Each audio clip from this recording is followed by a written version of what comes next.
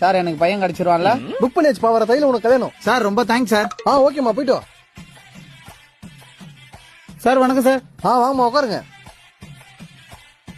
சொல்லுங்க சார், என் பையனுக்கு ஒரு பொண்ணு பார்க்கணும் சார். யோ, யாரியா நீ? பையனுக்கு பையனை பாத்துனுக்குறோம், பொண்ணுக்கு பொண்ணை பாத்துனுக்குறோம். நீ என்னடா பையனுக்கு பொண்ணை பாக்கணும் வந்துக்கிற? பொண்ணுல வெளியே போயா? சார் அப்படின்னா சொல்லாதீங்க சார், என் பையன் BA படிச்சிருக்கான் சார். பச்சை 2 எழுத்து அதையும் தலைகளை பச்சுக்கிறான். எவையா பொண்ணு கொடுப்பா? இட்னு போயா வெளியே. சார் என் பையன் மாசம் 2 லட்சம் ரூபாய் சம்பாதிக்கிறான் சார். 2 லட்சமா? மூஞ்ச காட்டு. யோ, பையன் பேர் தீபகா? ஆமா சார். ஹைட் 6.2. ஆமா, கொஞ்சம் அகலமா இருப்பான். கார்னர் சீட்ல காவேரின்னு ஒரு பொண்ணுக்குதியா? ஓகேவா? எனக்கு காவேரி பிடிச்சிருக்குப்பா.